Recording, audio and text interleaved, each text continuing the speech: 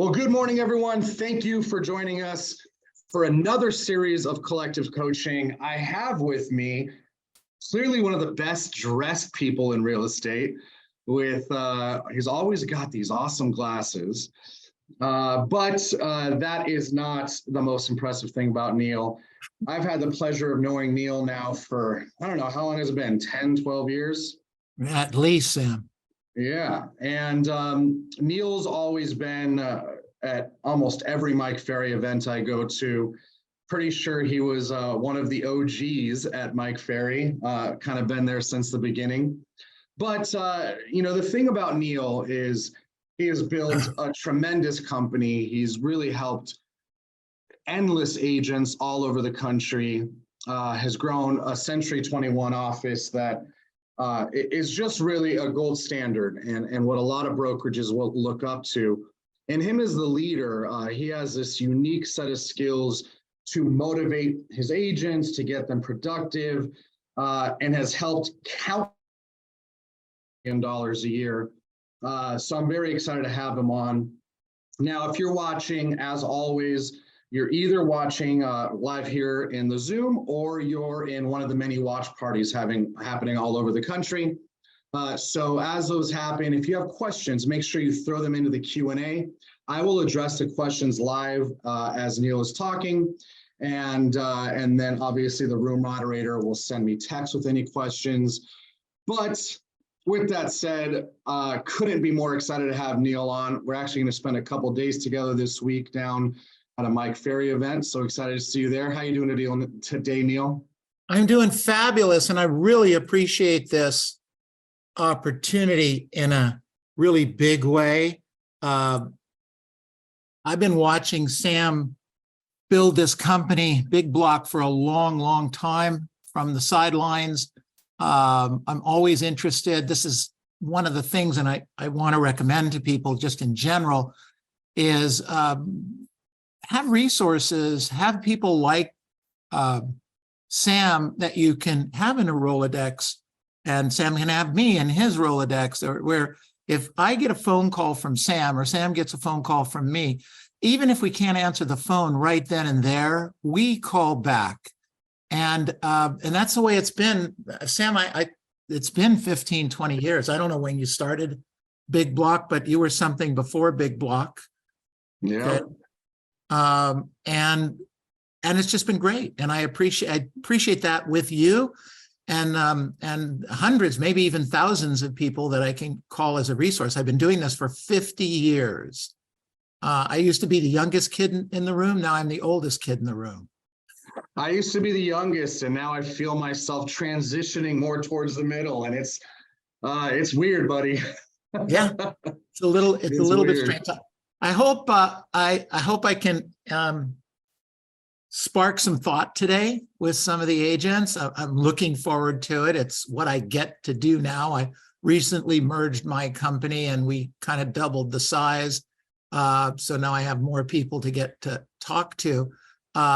But now I get to also do only what I want to do, which is to recruit and coach great agents and help them. I think in the introduction, it got cut off, but I've probably helped in my career more agents earn in excess and keep in excess of $1 million a year selling houses than anyone else I've ever run into that isn't in really high ticket areas or the beach or Beverly Hills or Brentwood, et cetera, or Manhattan.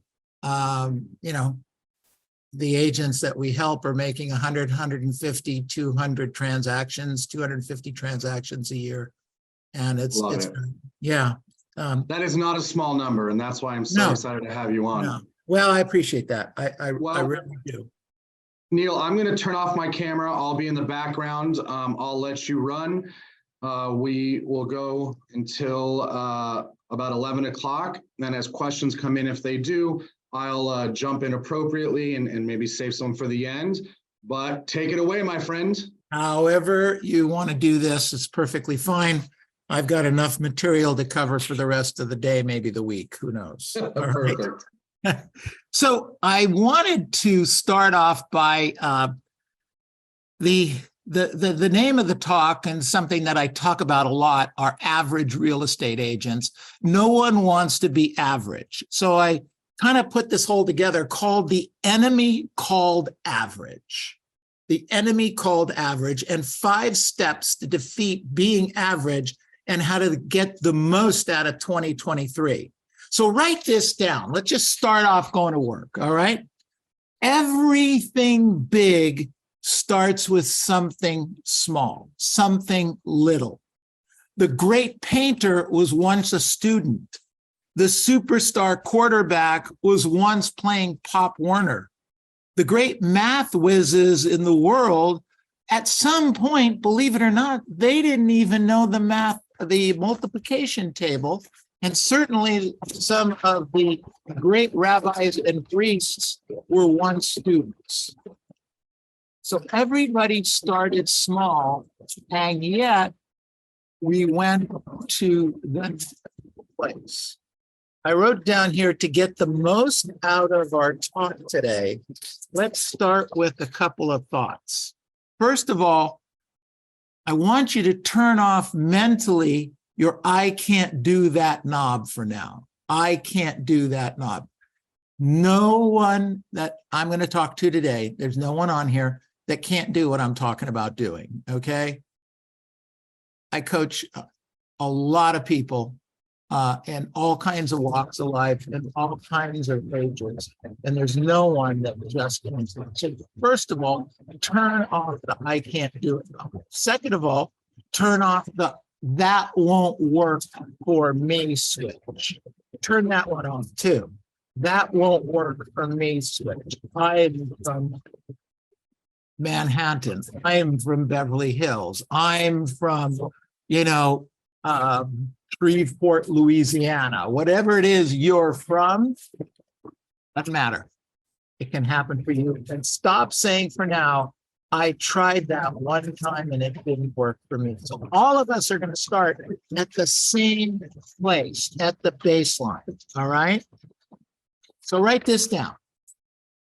To get the most out of 2023, the rest of 2023, I need to get stronger, build stamina in the following muscles. It's all about building muscle. It's all about picking up the weights, and you start with 20 pounds, and then you go to 25 pounds, and then you go to 30 pounds and 35 and 40 pounds. And I have my 15-year-old grandson calling me every weekend, telling me that he put another 5 pounds on, I think you call it a barbell. I mean, not that into that, but I'm into him. So that's all right. So he keeps adding a little bit of weight to it. I'm saying the same thing. We need to build stamina in the muscles, and we must be dedicated to building, first of all, the I'm getting the job done muscle. I'm getting the job done muscle. The second muscle is we must be dedicated to I will keep going even if I don't want to muscle. I will get dedicated. I will be dedicated to building. I will keep going even though I don't want to muscle. And the third one is I will be dedicated to building that I'm going to do what I say I'm going to do muscle. We have a rule. We do a role play for an hour every morning from 8 a.m. to 9 a.m. Pacific time. Anyone here is invited to go. It's just really role play. Most of the scripts, if not all of them, are very Mike Ferry. And we use those just because we think we haven't found anything better. And it's all about building the muscle, so to speak. You're welcome to come and be part of that with us. I'll make sure before the end that we put a couple of links in there. I wrote down here, a common trait for all successful people is that they are consistent in the small things.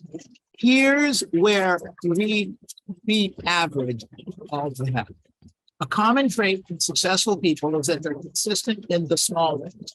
There is power in taking small, consistent steps. These successful people get up early. They usually exercise on a regular basis. They have a routine that's always keeping them working, and they get the morning right. They practice their skills. And if they're in sales, they know their numbers, how many calls a certain way to get a certain result, and so on and so on. My favorite quote in all of this, you can write this down, is it's baby steps consistently, not giant steps occasionally. Write that down. It's baby steps consistently, not giant steps occasionally. Many people are not moving forward today simply because they're not willing to take the small steps necessary. And I love that, Neil. Think about that. Sam, most people that I coach, that I work on, most people that got stuck during 2020. I mean, in COVID, I did an interview on about 140 real estate agents in 2020 and 2021. Almost every one of them earned in excess of $1 million a year. And we were talking to them all about what they ran into during 2020 and the COVID. And it was all of them said almost the same thing. They all went back to basics. They all went back to basics and did what they needed to do every day, every week, every month, every day, every week, every month, every day, every week, every month. And they continued to do this, and they became a resource for their clients. They didn't want to list or sell a house. They became a resource. And by becoming the resource, being about baby steps consistently, not giant steps occasionally, they became their go-to person.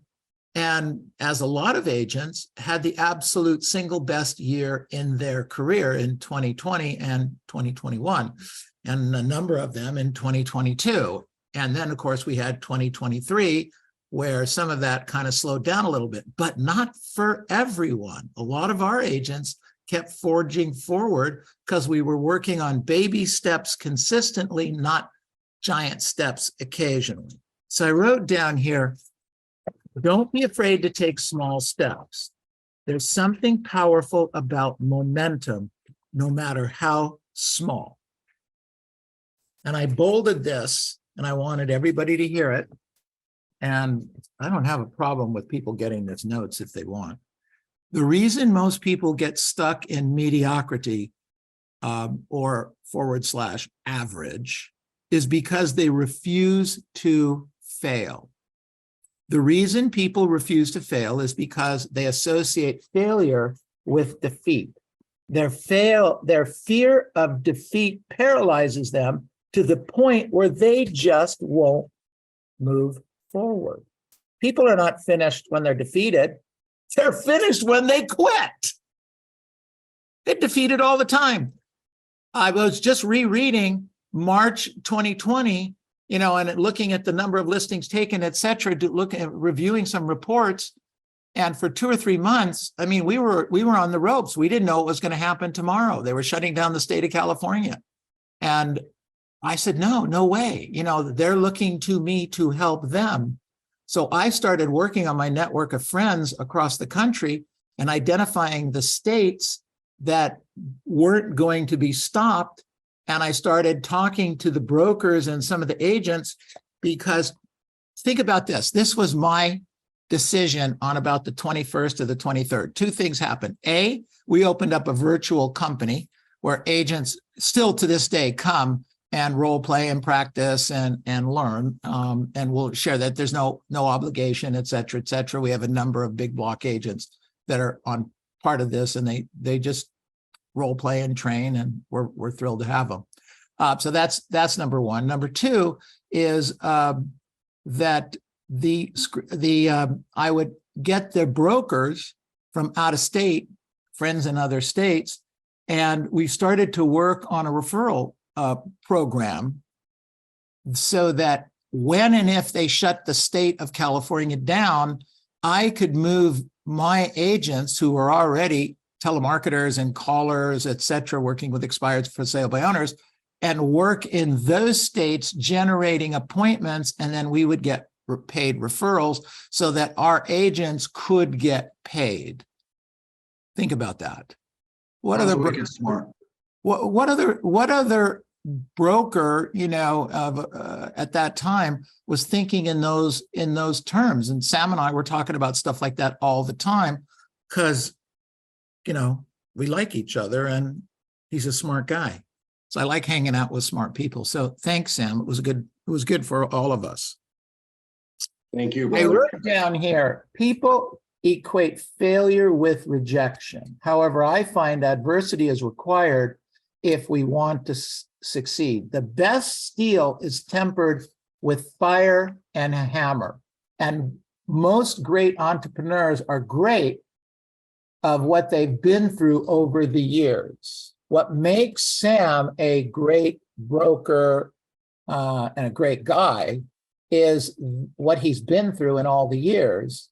What makes me great is that I've been through over the years. I mean, I've been doing this for 50 years. Look, if you have to go fight in Afghanistan or Vietnam or any of those, wouldn't you rather be with somebody that's been there 2, 3, 4 times rather than somebody that's a newly minted ensign that comes out of one of our military academies? Who do you want to go with? A crusty sergeant like me or a brand new ensign that just got graduated? You want to go, if you talk to the guys and gals that have been to Afghanistan and what am I thinking of? Vietnam, et cetera, and they all want to be with somebody that's seasoned. I wrote down here, many of us were conditioned at a young age to be afraid of failure, so we tiptoe into the world with the backbone of a wind. Many times the impossible is simply the untried. Think about this. This was a real big aha for me as I started selling, when I just got out of the Coast Guard in 73 or 74. And I kept hearing this word no. And one of the guys that I was training with said to me, well, don't think of no as no, think of no as not now. Change your perspective a little bit, doesn't it? Sure does. Not no, it's not now. Okay. So that's why, I'm a royal, if any of the agents on this call have ever been in my sights of somebody that I wanted to try and recruit into the company, I'm relentless at my follow-up.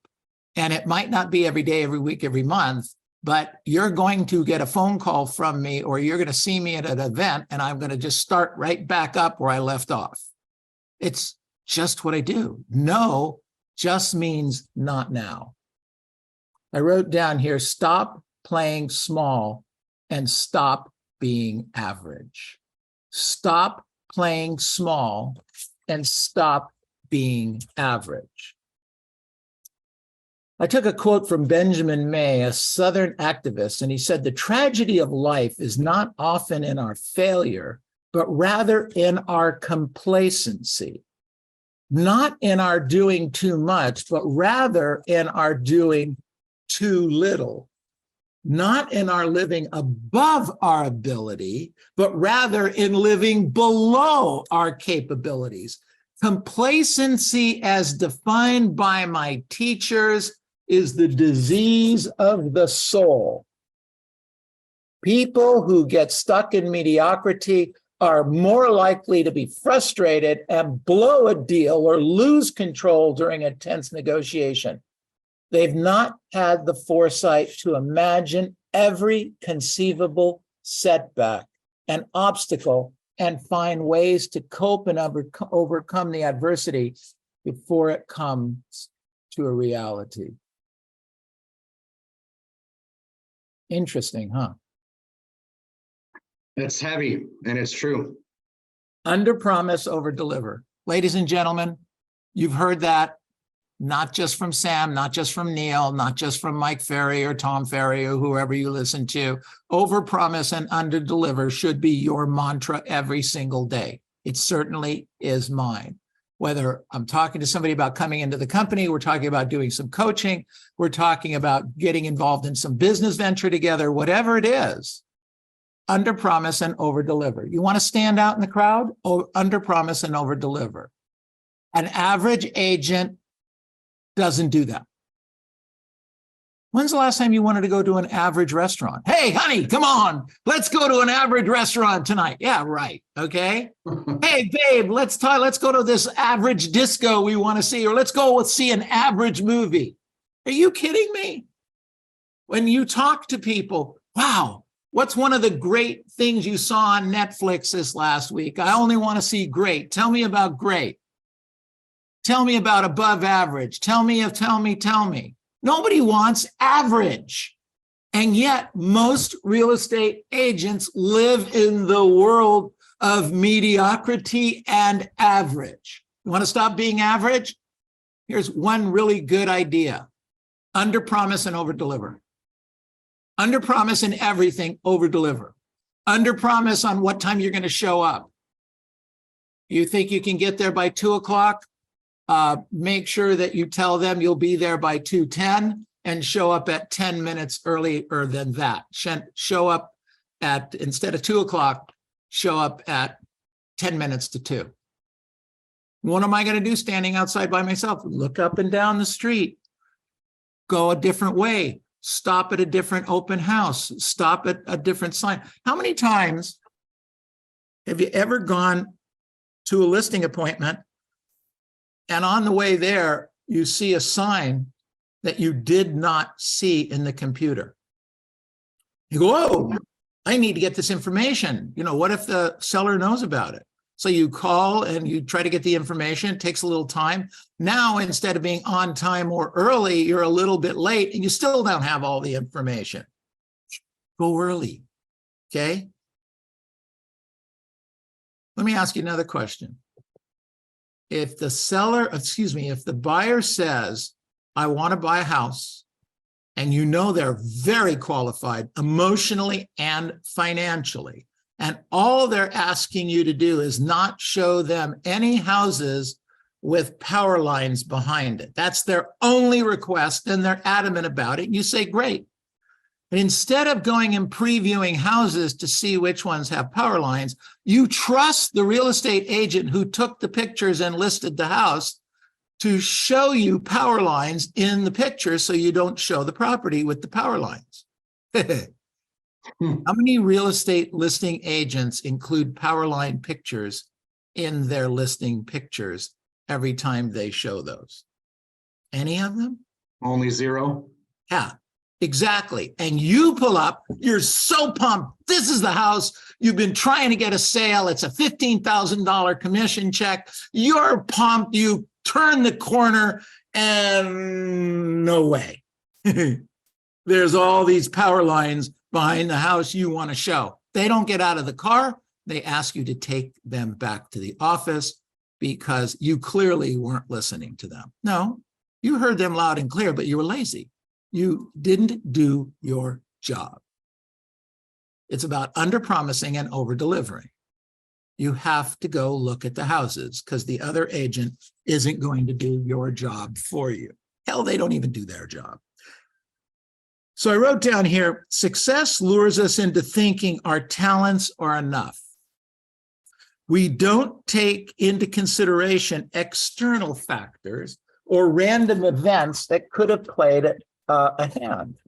Just because we made the right call once before doesn't mean we're going to be lucky the next time. Doesn't mean we got away with going to show houses that didn't have power lines before. Doesn't mean the next house isn't going to have a power line in front of it. Doesn't mean we're going to be lucky the next time. If you lead a team that's produced great numbers, it's tempting to call yourself a genius and take credit for the achievement. But what if your genius turns out to be a stroke of good luck or the result of a competitor's mistake of including the picture of the power lines? What if that was an error on their part and not the good luck on your part? It's just as essential to understand why you succeed as you understand why it is to fail. I want you to write this down. I've been talking about this for years. I want you to think about this. In my book, failure is not hitting your goals. In my book, failure is not hitting your goals. Failure is not doing the activities necessary on a day-to-day basis to accomplish your goals. There is no shame in not hitting your goals. The shame is in not doing the work required to accomplish your goals. For that, there is no excuse. Any questions on that? I love it. Sam, is that a great thought or what? It is. And you know, the interesting thing is we all get stuck in our fear of failure, our analysis paralysis, and you know, there's so many easy reasons to be stuck and not do what you want to do. But when you really uncover that all you have to do is brainwash yourself to keep going and not listen or feel the pain of today's challenges and continue to move forward in spite of failure, that's when everything starts to happen. And there's comments coming through on text and on the thing on the Zoom right now. This is powerful. Thank you so much.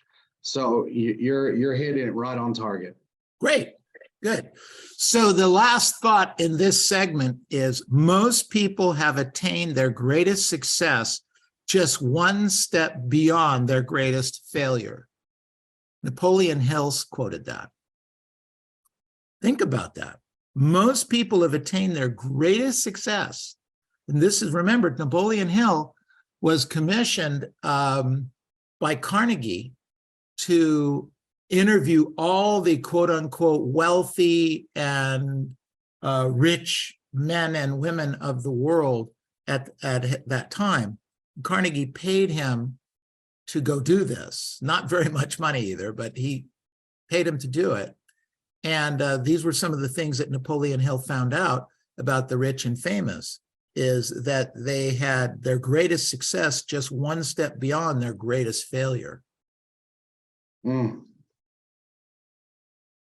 of my favorite books ever, by the way. Yeah, no, it's a great book. That book, Napoleon Hill's book, is on our read annually list. And the other book that's on the read annually list is Dale Carnegie's How to Influence, something like that. Anyway, anything Dale Carnegie is great, but it's how there's a second book by a disciple. It's How I Raised Myself from Rags to Riches. And he was a Dale Carnegie disciple. Really good stuff. I mean, this stuff was printed in the 30s and 40s. Maybe Bedeker's was in the early 50s, but it's as important today as it was then. Okay, before I go further, any questions on anything I covered so far? Any thoughts? Getting a lot of positive comments, but no questions. Okay. Means you're doing your job well, my man. Woo! All right, so 5 steps to help you stop being average. Everybody, you wanted those 5 steps, or would you guys rather have the 5 steps to being average? All right, I'm not going to give those to you. Baby steps consistently, not giant steps occasionally. I wrote down here, eliminate the negative self-talk. First thought, okay? In order to stop being average, you have to eliminate the negative self-talk.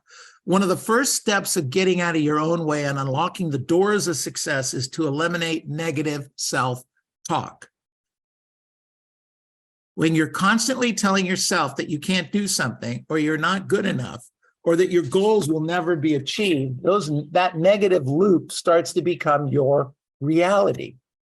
Starting today, you need a conscious effort to cut out the negative chatter.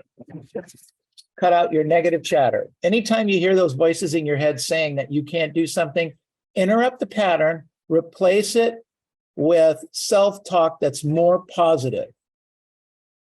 Self-talk that's more positive.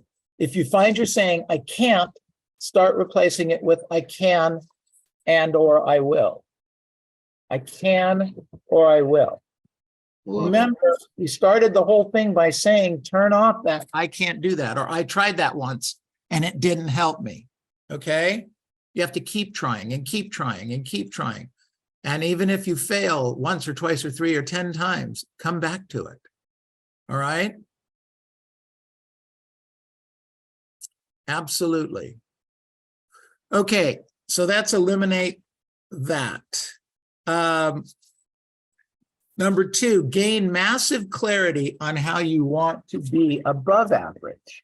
Okay, so this is slightly more difficult. It's easy to turn off the talk, but we have to get specific on how I want to start being above average. I'm re-listening to Tim Ferriss's podcasts. And every once in a while, I get in and out of these podcasts. And right now, I'm re-listening to Tim Ferriss's, in large part. Now, Tim interviews some people's names we recognize, but he really is famous for, and most powerful for, the people we don't tend to recognize, the people that aren't on the bestseller list, okay? So he has an excellent quote. Life punishes the vague wish and rewards the specific ask. Yep, you should write that one down. Wow. Life punishes the vague ask, the vague wish, excuse me, the vague wish, and rewards the specific ask. And in his podcasts and in his book, he gets very specific about that. If you want confusion and heartache, ask vague questions. If you want uncommon clarity, ask uncommonly clear questions. Here's an example. The question, he states, is how can I stop being average is admirable, right? How can I stop being average is admirable? However, it's very vague. Average at exactly what? Average at financial success, physical fitness, romance, eating hot dogs with your hands tied behind you? What specific things do you want to stop being average at? Okay, so that's where you have to start question 1. And he says, I'm assuming you don't mind being average at Olympic curling, but you probably don't want to be an average business person, correct? So define it.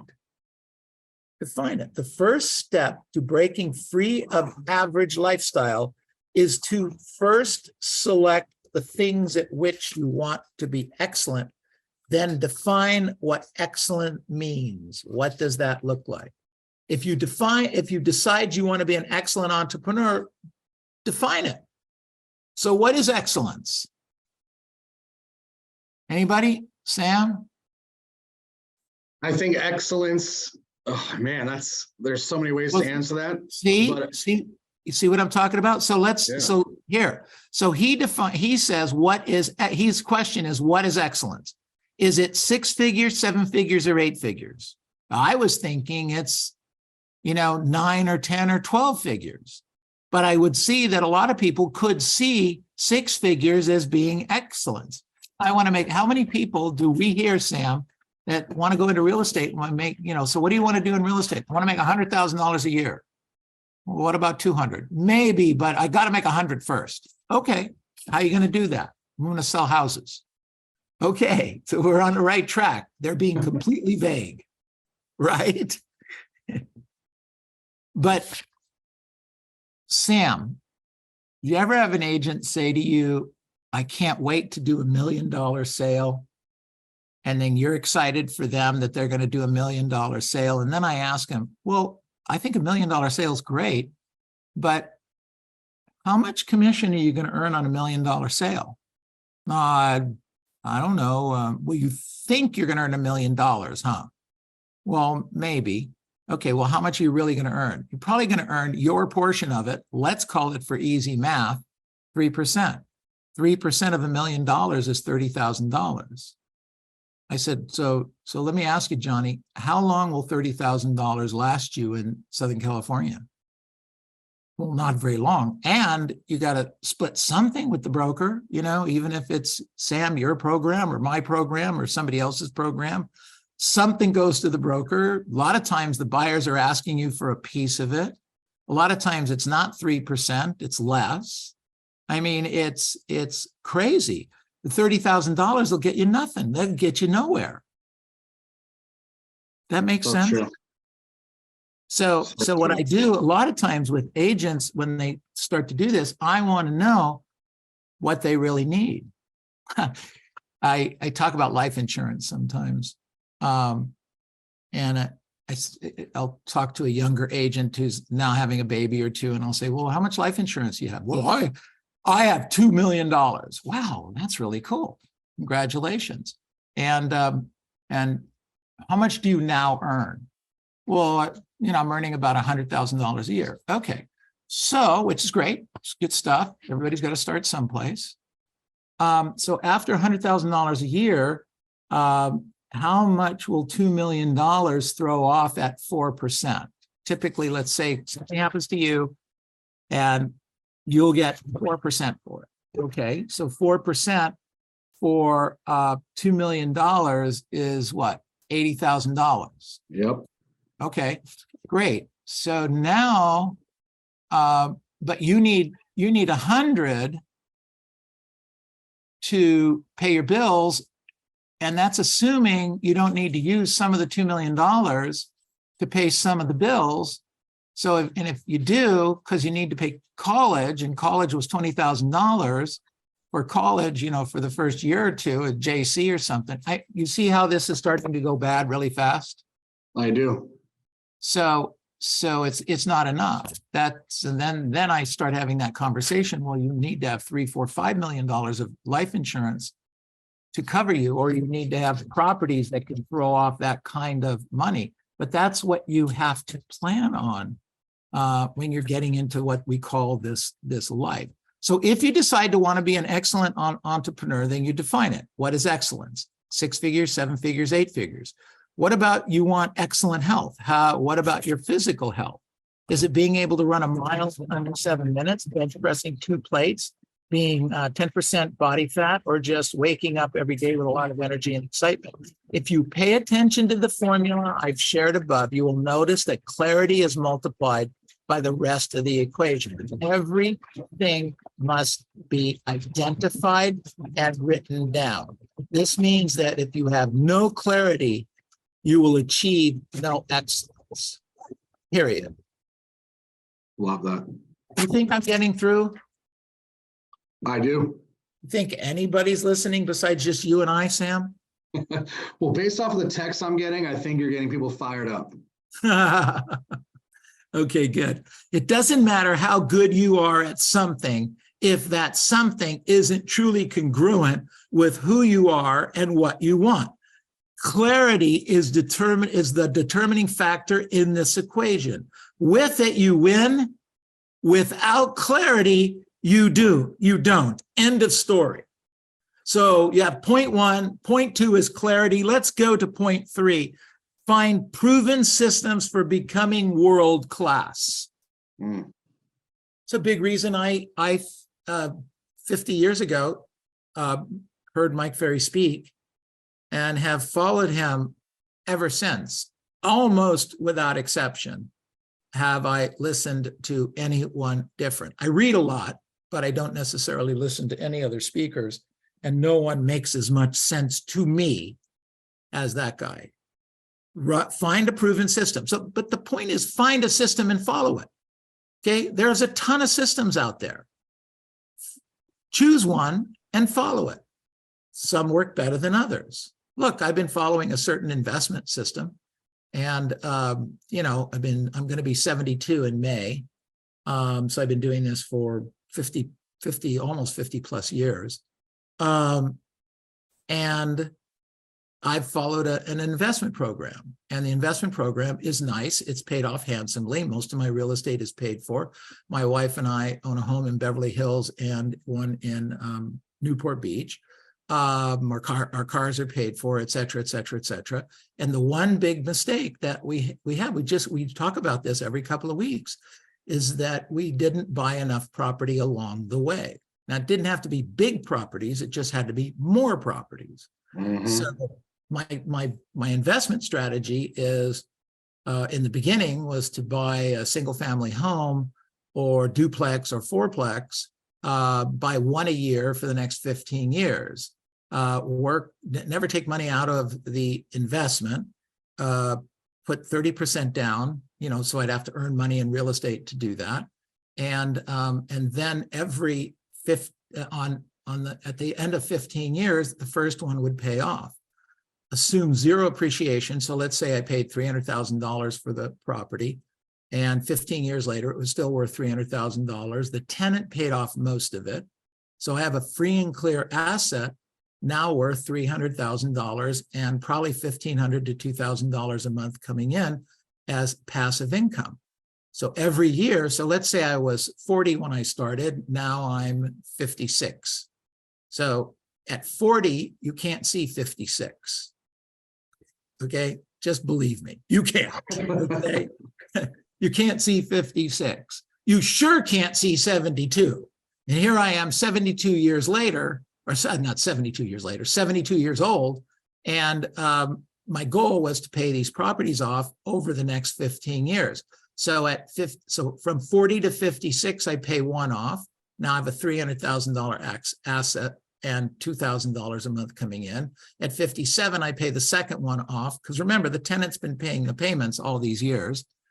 So I have the second one pay off, and now I have $600,000 in true net equity. We fast forward, the 10th one paid off.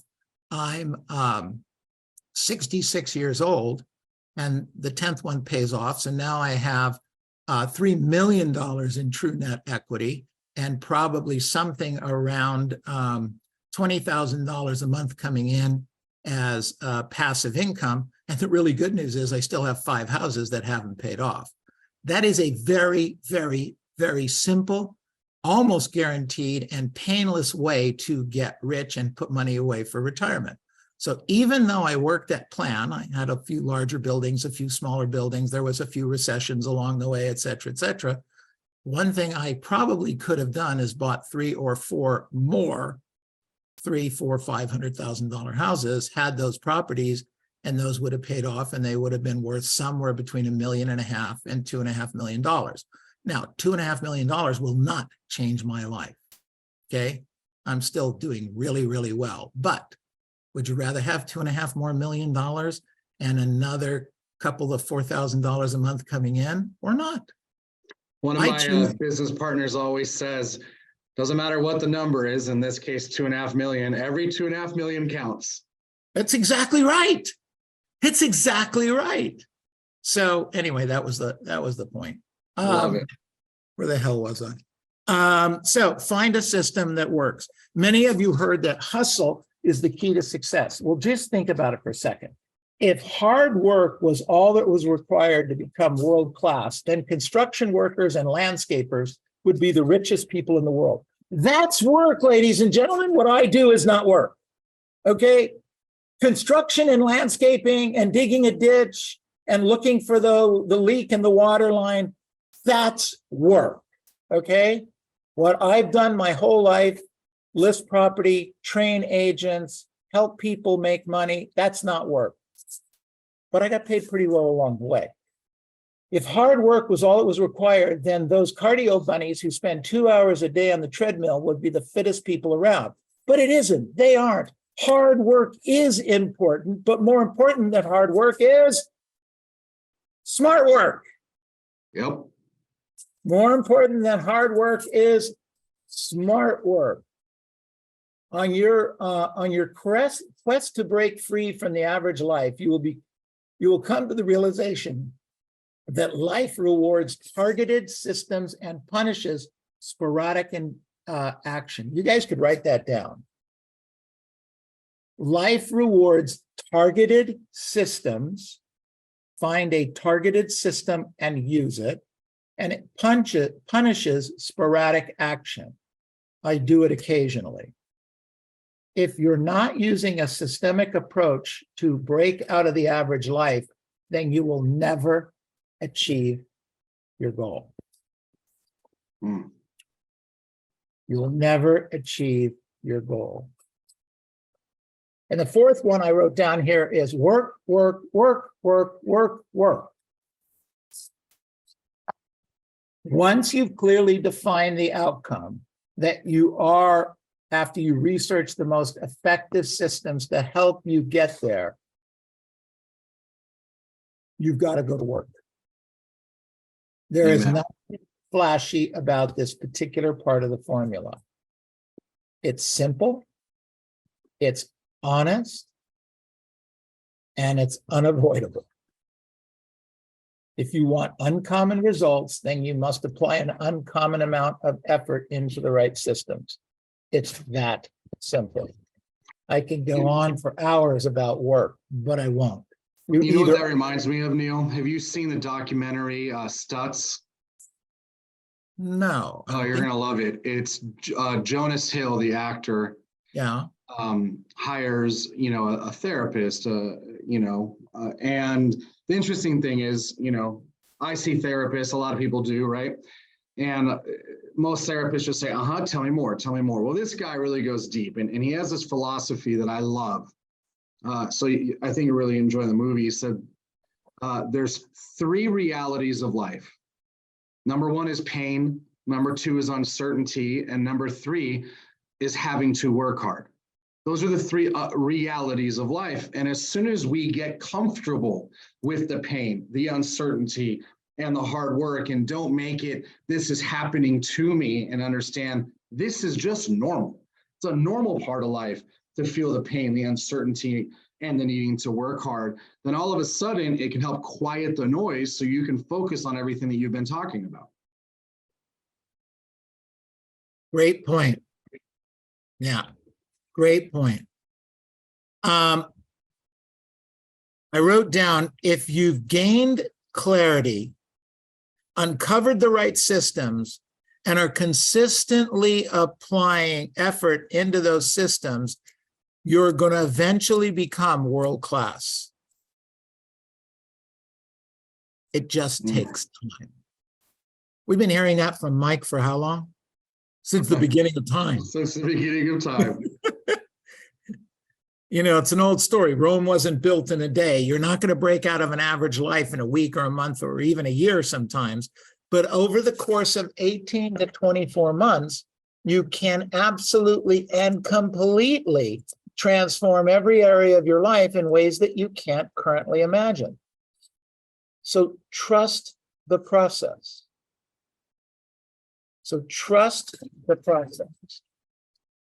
Questions on anything I covered today? I have a comment from Jessica, which is saying, she says, also, we have to change the I have to the I get to. Exactly. Okay. I love that. Yeah. No, it's very good. It's very good. Very, very good. So I have a couple other thoughts if you want me to kind of wrap it up. Yeah, we could go for a few more. Okay. So if you want to be highly successful as a real estate agent, there's a couple of things I wrote down here.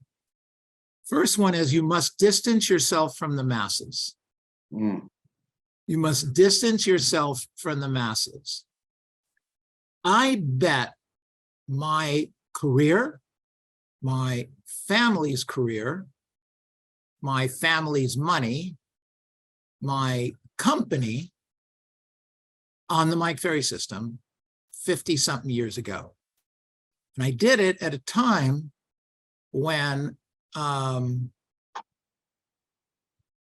there weren't many people, many agents doing 40, 50 transactions a year. In fact, the first superstar retreat I remember going to that Mike had down in Newport Beach, the only agent that he could find that was doing verifiable was 50 deals, was a gal named Dodie Donahue.